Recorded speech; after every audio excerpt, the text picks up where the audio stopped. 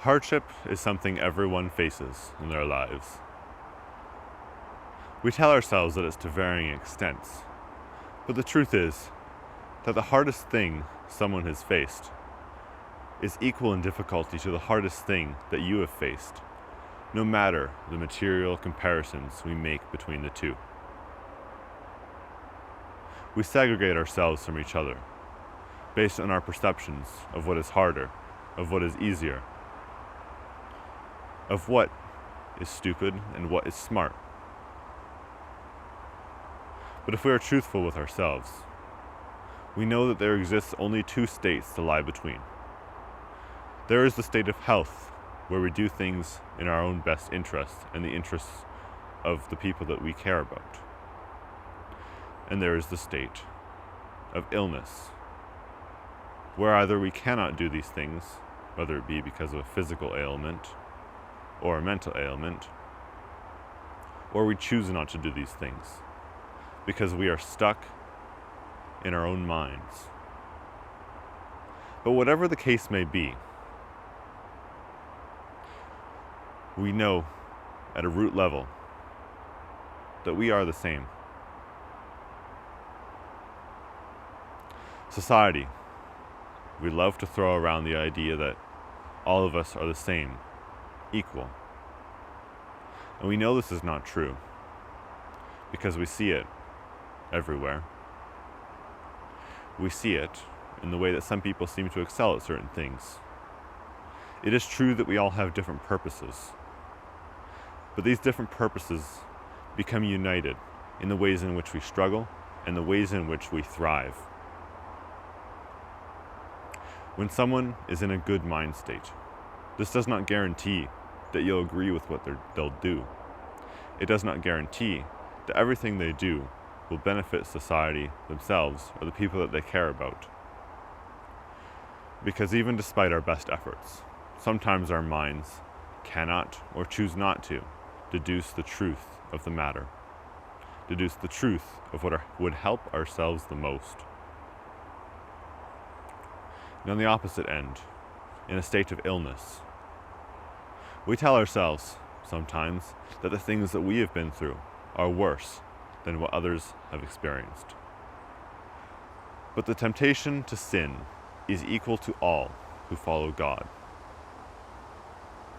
And likewise, is the hardship that each individual faces, when it is the hardest thing that they have faced, it is equal to the hardest thing that you have faced, no matter what it is. We work based on our perceptions. It's the only thing we know. And even if we try to convince ourselves that rationality can break through our senses, that rationality can determine the truth of everything, nonetheless, we are creatures whose emotions influence us. And thus, our states of health are equal to one another.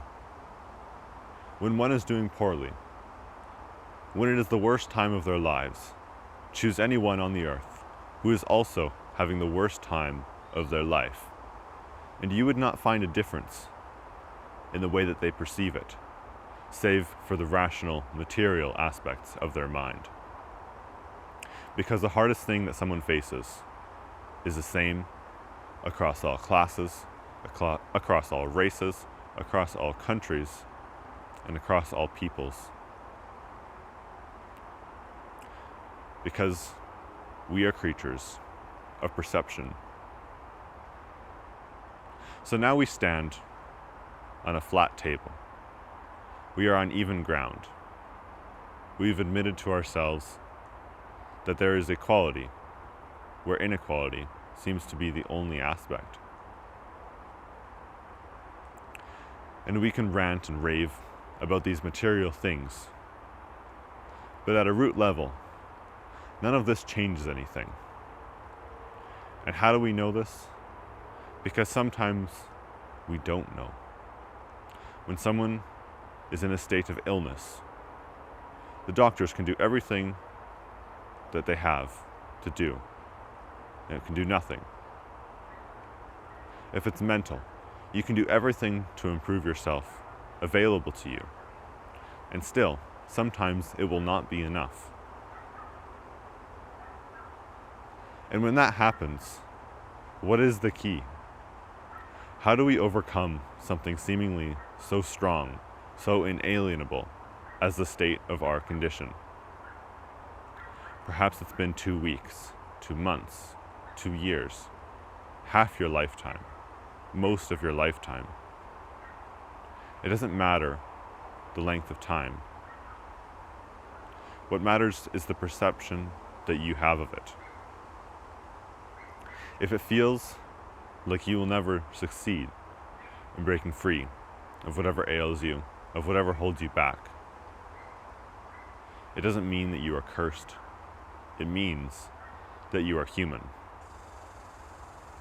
Each and every person, when we wake up, we have God on our side.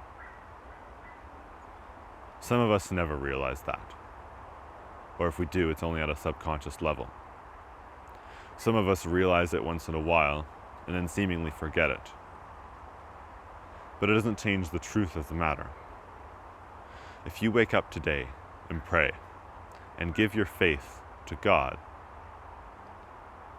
what you do in the future will be influenced by God. If you ask to be saved and then continue down the path of illness, it does not mean that you will not be saved. Because the God above who watches over us works only in perfect timings. If waiting meant that another soul could be saved at the same time, then he would do it.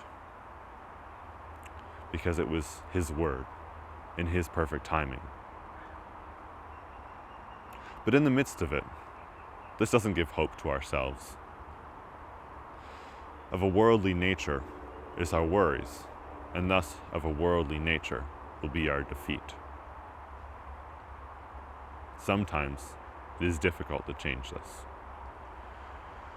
We can make the nature of our worries godly, but even so, our humanity shines through at every turn. And when doing everything in our power to fix our illness, sometimes it's still not enough. Not for now. And what would change that?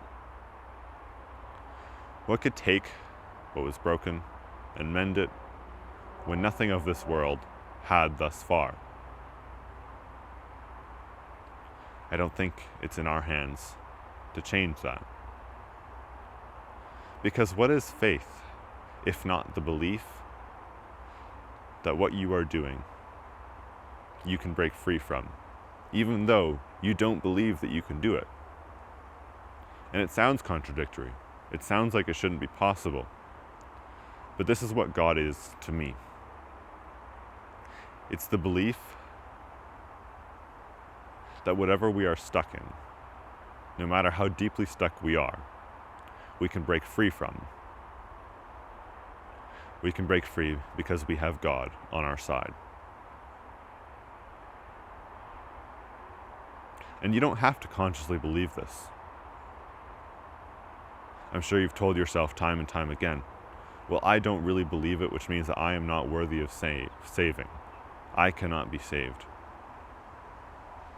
But it only takes one prayer to save a person.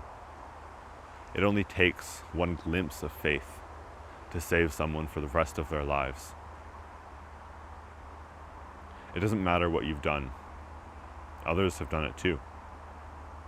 It doesn't matter how long it's been. Others have been stuck for the same amount of time too. It doesn't matter what you've tried. Others have tried everything too. You are worthy of saving. And it only takes a little bit of faith to save a soul. Thank you for watching.